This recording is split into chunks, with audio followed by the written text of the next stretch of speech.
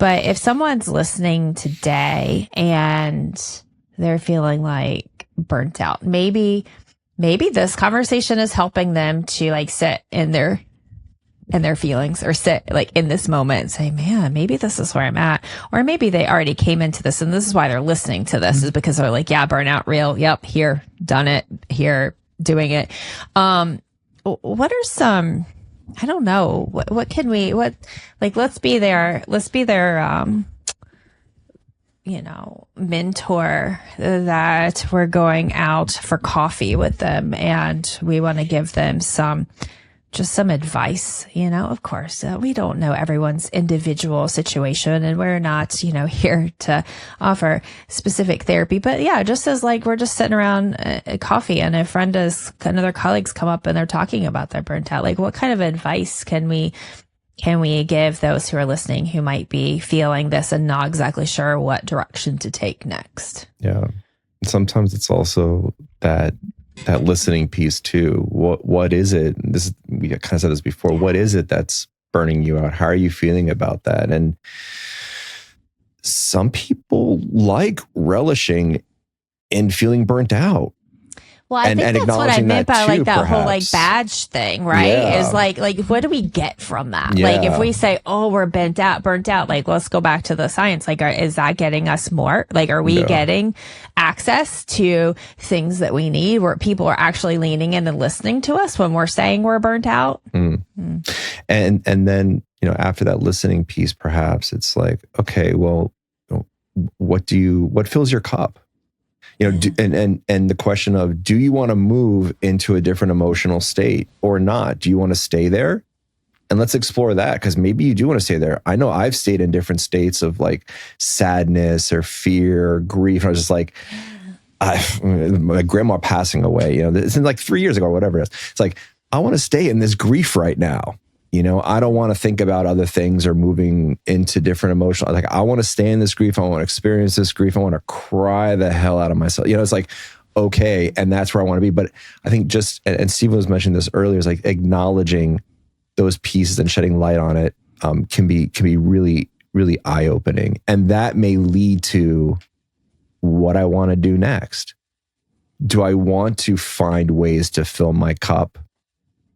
Or am I doing activities that don't fill my cup when I'm outside of being a clinician?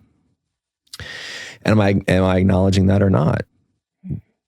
Especially early on in my career, no, I was not acknowledging that. It was just like, nope, but all good. Like, I enjoy the heck out of it for sure. But it's like, as we get older, we learn how we want to navigate things. And part of it is that journey too.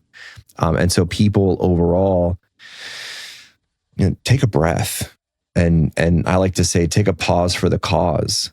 And the cause is yourself. A lot of times, just pause with yourself and listen to your breath. Listen to the air vent as you're just sitting there, and attempt to shift focus, and notice those thoughts that are coming up, and gently guide yourself to something that you could focus on, whether it's a candle sitting in front of you or the air vent or the breath. Like, move yourself gently if you choose to. If you'd rather relish in thoughts and go through that, let that happen. It's kind of like that idea of, what is it? Kind of like a leaf floating downstream kind of thing. It's going to take its own natural course, but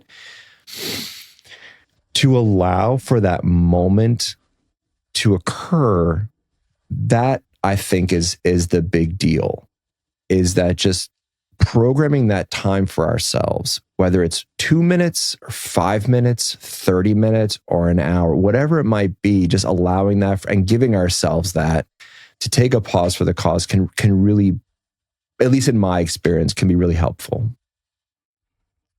So like, if you want I'll fix it for you. Okay. So, talk therapy. No, I did that for years. It just made things worse, right? Like, sitting around talking about myself, it just made me get angrier, right? And blame more people. So what worked for me was body scans. Like that was a really good, because I didn't know how to feel into my body. Say more about what a body scan is. So it's like you closing your eyes. You don't have to close your eyes, but it can be helpful, right? I tried meditation. I tried a talk therapy that was like meditation. Okay, what focus on my breath, or imagine a stream, imagine the green leaf. I close my eyes, I see black. There's no color. What are you talking about? Imagine green. So for me, it was like, okay, just what does it feel like in your body? And like, what can you feel on your hands right now? Right? Like, are they hot? Are they cold? Are they tight? Are they, do you feel anything? Right? And that allowed me to go into my body. And I did this for probably 2 years. Awesome. And like, it was like the best thing that I ever did for myself. That's where it started for me, was I could then open up. I could then sense emotion that I didn't know that I even had. Right. And I think that was a really good and easy way. It's gentle. There are a lot of them that are like trauma based. Right. Mm-hmm. So like if you are dealing with trauma, PTSD, like they can be very gentle and allow you to tell start. Them what the name of it's. So the one that worked for me, the one that my therapist that was open to meditation was iRest. I think they're out of California. It's You did the REST. Yeah, like you're trained in it. Like like if we're gonna go into my backstory, like dude, I was like 330 pounds, right? I was so angry and so depressed, right? Like the normal self-talk for me was, hey, as I'm driving down the road to go to work, why don't you just jump the culvert and kill yourself, right? Like that was the normal thing that I would say to myself, that you'd probably be better off, right? Like that was my life. And like, it was just awful inside to be me, right?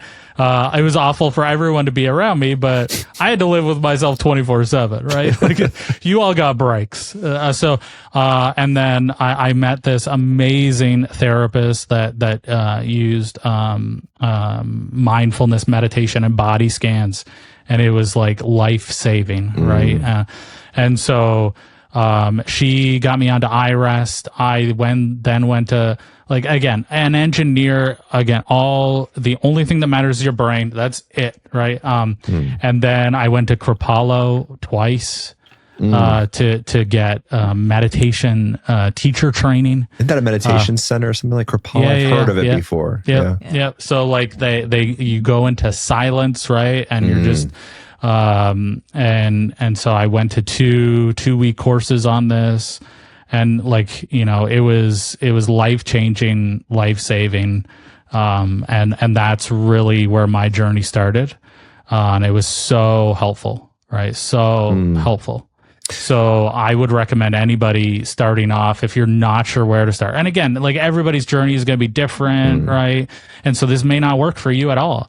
But that was how I got on board, because my brain, it was easy to convince my brain, oh yeah, you're actually feeling those things. I can, yeah, right. It's real, right? And where it wasn't the woohoo, right, stuff. Yeah. And thanks for sharing all that too. And one of the beautiful pieces in there is that you, from what I hear, you made these attempts to find what kind of works for you, and you did that. You put yourself into that journey.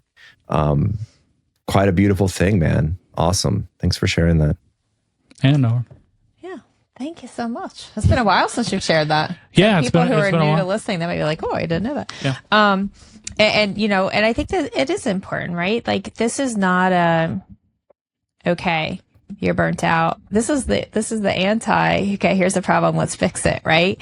Here, you're burnt out, because burnt out means something different for everybody, and what we're going to find to help, is going to be different from everyone. I think that it would be fair to say that, like you said, like, practice the pause, right? And we do that in our day-to-day family life. We try. Yes. Wait.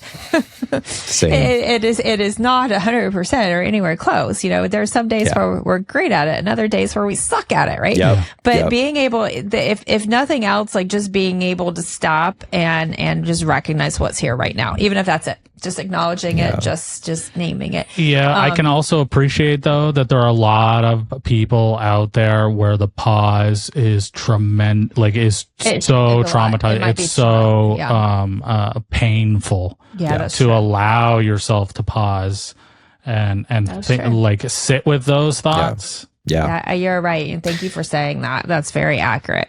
And then it may come down to, okay, voice the thought. What do you think? You know, if you feel like you have a safe enough space with somebody to just get into voicing the thoughts or writing them down even can be a great way to kind of get them out into the open. I practiced that for a couple years. I forgot the book that was recommended to me at the time, The Art of Something. But anyway, it was like the practice was writing things down, and man, it really helped me out a lot. And like, you know, like when you wake up and you're just writing 3 pages worth of like free thought going on at the page. It was cool.